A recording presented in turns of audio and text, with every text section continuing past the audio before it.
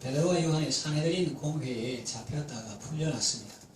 그들은 동료들에게 가서 제사장들과 장로들의 말을 다 알렸습니다. 24절에 보면 그들이 한 마음으로 하나님께 소리를 높여 이르되 했는데, 이것이 오늘 우리말로 바꾸면 무엇이겠습니까? 합심 통성기도가 아니겠습니까? 소리를 높여 한 마음으로 하나님께 부르짖었다는 거예요. 그런데 우리가 성경을 읽으면 사도들의 기도는 그대로 이루어졌습니다. 4장 다음에 5장 6장 쭉 읽어보면 이어지는 내용에서 우리가 사도들이 기도한 그대로 이루어졌다는 사실을 확인할 수 있습니다. 하나님께서 그들의 기도를 들으시고 응답해 주신 것입니다. 자, 그렇다면 사도들은 하나님께 무엇을 구했을까요? 그 기도의 내용이 무엇입니까? 첫째로 하나님이 어떤 분이신지를 알고 불렀습니다. 오늘 구하기 전에 먼저 하나님이 어떤 분이신지 알고 불렀습니다. 그들이 믿고 불렀던 하나님은 어떤 분이십니까? 대주제이십니다. 절대 주권자이십니다. 그러니까 하나님 앞에 부르짖을 수 있는 거죠. 만일 하나님께서 내 삶에 관계에 있는 사람 50%만 영향을 미치고 공관리들, 나라, 대통령 이런 사람들도 어떤 사람은 하나님 말 듣고 어떤 사람은 안 듣는다. 그러면 하나님께 구할 수 없겠죠. 다른 거는 또 그거 가서 해결해야 되니까. 그런데 하나님은 대주제가 되십니다. 그리고 천지 만물을 창조하시고 그것을 절대 주권으로 다스리시는 분이십니다. 믿습니까? 그걸 믿을 때 기도에 힘이 생기고 하나님께 매달릴 수 있는 것입니다. 그리고 하나님은 성령으로 오늘의 현 상황을 다윗을 통해서 미리 말씀해 주신 것입니다.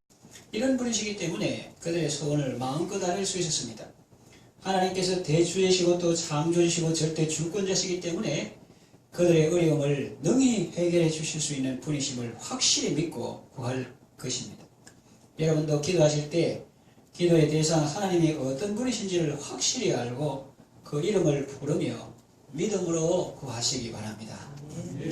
둘째 내용은 이제도 그들의 위협함을 굽어보시고 종들로 하여금 담대히 하나님 말씀을 전하게 하여 주소서.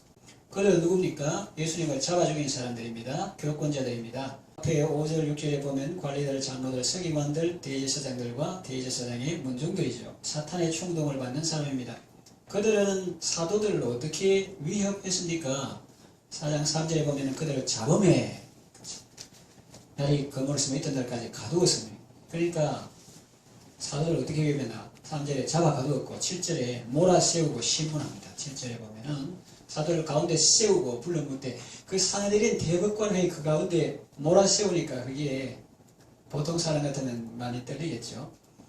가운데 세우고 묻되 너희가 무슨 권세와 누구의 이름으로 이를 행하였냐 이렇게 몰아세우고 신문합니다. 18절에 보면은 도무지 예수의 이름으로 말하지도 말고 가르치지도 말라 이렇게 했습니다. 21절에 그것도 못 알았던지 다시 위협했습니다. 관리들이 백성들 때문에 그들을 어떻게 처벌할 방법을 찾지 못하고 다시 위협하여 놓아주었으니 그랬어요. 이런 상황입니다. 그래서 이분들은 합심 통성기도 할 때 하나님이 그들의 위협함을 굽어봐 주십사고 기도하는 것입니다. 그렇습니다. 하나님은 높은 곳에 계셔도 낮은 자를 굽어 살피시는 분이십니다. 하나님께 상황을 아뢰고 처분은 하나님께 맡깁니다. 은혜를 구하는 자가 은혜를 베풀어 주는 자에게 이거 달라 저거 달라 할 수는 없습니다. 뭐가 필요하냐 물으면 그렇게 할 수도 있겠지만 묻지도 않았는데 자기 뜻대로 달라고 때를 쓰거나 허락 없이 가져가는 것은 무례한 일이고 어리석은 일입니다. 하나님은 우리에게 제일 좋은 것을 주시는 분이신 줄 알고 우리의 상황을 아뢰어야 합니다. 그런데 보면 그들을 진멸해 달라고 하지 않습니다. 인간적으로 보면 몰아세우고 협박하고 이러니까 분한 것도 있겠지요. 그러나 그들을 진멸해 달라고 하지 않습니다. 그들에게 벌을 주라고 요청하는 내용이 없습니다. 성경은 너희가 친히 원수를 갚지 말고 진노하심에 맡기라고 했죠. 예수님은 십자가에서 기도하셨습니다. 아버지여 저들의 죄를 용서하소서. 자기들이 하는 일을 알지 못하기 때문입니다. 서대반 집사님도 순교할 때 기도했습니다. 사도행전 7장 60절 무릎을 꿇고 크게 불러 이르되 주여 이 죄를 그들에게 돌리지 마옵소서. 지금 사도들도 그런 마음입니다. 그들을 혼내주라고 기도하는 것이 아니라 그런 상황 가운데서 자신들이 위축되지 않고 더욱 담대하게 하나님의 말씀을 전하게 해달라고 기도하고 있습니다. 세상이 악하면 악할수록 우리에게는 하나님의 은혜가 더욱 필요합니다. 히스기야는 성전에 올라가 기도할 때 사내립에 협박 편지를 펴놓고 그 사람이 어떻게 하나님을 조롱하고 협박했는지 그는 구약을 읽어보면 잘 압니다. 뭐 너가 하나님 믿는다고 저 이방 열방들 봐 다 큰 소리 치다가 내가 할 때 추풍 낙엽처럼 떨어지지 않냐. 히스기야가 하나님께서 도와주신다는 거짓말 하면서 백성들을 심리적으로 이렇게 막 공격하는 거예요. 그리고 처음에는 백성들에게 히스기야를 비방하다가 나중에는 하나님까지 비방하는 그 편지 그거를 들고 성전에 올라가서 펴놓고 하나님께 아뢰었습니다. 문을 그대로 하나님 앞에 놓고 기도했습니다. 왜 그러냐? 그 우리가 안 아뢰도 하나님은 다 아시죠. 하나님은 뭐 전지하신 분이기 때문에 그 사정을 다 알고 그러지만 그렇게 하면서 우리 자신의 마음이 정리가 된 것입니다. 하나님께 현 상황을 그대로 아뢰일 때 하나님께서 위로해 주시고 상한 마음을 치유해 주십니다.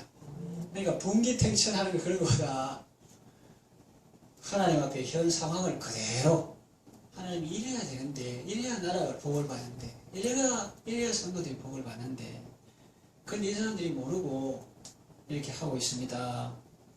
현 상황을 그대로 아랠 때 하나님께서 위로해 주시고 상한 마음을 치유해 주십니다. 그리고 무엇보다도 하나님께서 친히 개입하셔서 은혜를 베풀어 주십니다. 그리고 선히 해결해 주십니다. 지금 우리나라는 법으로 전도나 교육을 금지하고 있지는 않습니다. 그 법으로 다니엘 때처럼 기도 금지 이렇게 안 하죠. 그러니까 하긴 하는데 감염병 때문에 많이 모이지 마라 이런 거지. 그 자체를 금지하는 그건 아니죠. 그러나 2절 말씀처럼 지금도 여전히 예수 안에 살 길이 있다고 백성을 가르치고 전하는 것을 싫어하는 사람들이 있습니다. 자기의 기득권 유지를 위해서 이 로마 시대 사람들도 자꾸 예수 선동하고 이러면 로마가 우리를 가로안을 것이다. 그래서 그냥 우리 백성들 전체가 어려운 당함보다 이 예수 한 사람만 죽는 게 낫다. 이렇게 기득권 유지를 위해서 혹은 안일한 생활을 위해서 사람을 몰아세우고 따지고 심지어는 협박도 합니다. 그래서 우리가 이런 비기독교적인 이런 세상 가운데에서 위협에 굴하지 않고 담대하게 하나님 말씀을 전하게 해달라고 기도하시기를 바랍니다. 세 번째 내용은 손을 내밀어 병을 낫게 하소서 이래 되는데 30절에 나오죠. 손을 내밀어 병을 낫게 하시고 그것만 봐가지고는 잘 모르겠죠. 손을 내밀어 병을 낫게 하시고 이게 누구 손이냐? 그런데 영어 성경을 보면 알 수 있습니다. Stretch out your hand 이렇게 돼 있어요.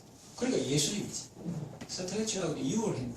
주님의 손을 내밀어 병을 낫게 하시고 이렇게 했어요. 그래서 지금 합심 통성 기도하는 이분들은 생명에 속한 사람들인 것을 알 수 있습니다. 예수님은 병을 낫게 해주셨습니다. 사탄에 매여 고생하던 아브라함의 딸을 자유케 하셨습니다. 꼬부라져 펴지 못하는 자가 펴게 해주셨습니다. 우울증에 시달리던 아브라함의 아들에게 구원을 선포하셨습니다. 그러나 바리새인들은 왜 낫게 했느냐고 따집니다. 또 왜 죄인들하고 같이 식사하느냐고 따집니다. 사람이 온전케 된 것에 대해서는 기쁨도 없고 관심도 없습니다. 사람이 구원받는 것에는 아무 관심이 없고 오직 교권 유지에만 혈안이 되어 있습니다. 솔로몬의 재판에서도 볼 수 있듯이 욕심과 거짓의 메인 사람을 생명을 안중에 두지 않습니다. 그러나 참 어머니는 아이가 죽는 것에 대해 마음이 찢어지는 것입니다. 예수는 우리의 모든 환난에 동참하시는 분입니다. 그리고 생명을 주십니다. 예수님의 제자인 사도들도 생명에 관심이 있습니다. 사람들이 영혼권에도 관심이 있지만 육신을 온전케 하는 데도 관심이 많았습니다. 구원은 전인적인 것입니다. 그래서 손을 내밀어 병을 낫게 하옵소서. 자기들이 하는 것이 아니니 하나님께 기도하는 것입니다. 그들은 보았습니다.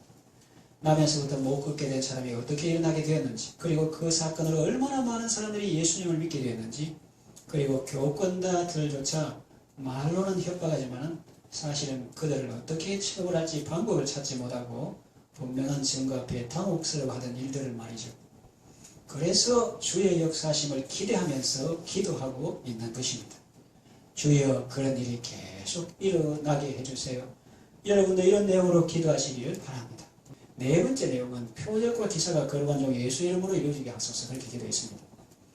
표적과 signs and miracles 이렇게 되어 있습니다. 표적과 기사를 통해서 예수님이 드러나게 하시고 사람들이 예수님을 믿고 다 구원받게 해주소서. 오직 그런 소원으로 가득했습니다.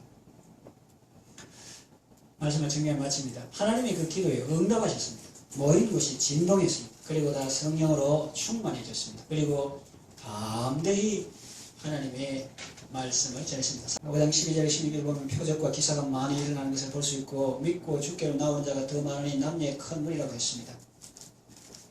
심지어 병든 사람을 메고 거리에 나가 침대와 여유에 누우고 베드로가 지날 때 그의 그림자라도 누구에게 덮일까 바라는 진귀한 풍경도 볼 수가 있습니다. 그 사람과 더러운 귀신에게 괴로워하는 사람을 데리고 와서 다 나음을 얻었다고 성경은 말합니다. 사도들의 기도가 응답된 것입니다. 하나님이 이미 약속하셨습니다. 이 중에 두 사람이 합심하여 무엇이든지 구하면 하늘에 계신 내 아버지께서 그들을 위하여 이루게 하시리라. 세 사람이 내 이름으로 모인 것이 나도 그들 가운데 있느니라 그랬습니다.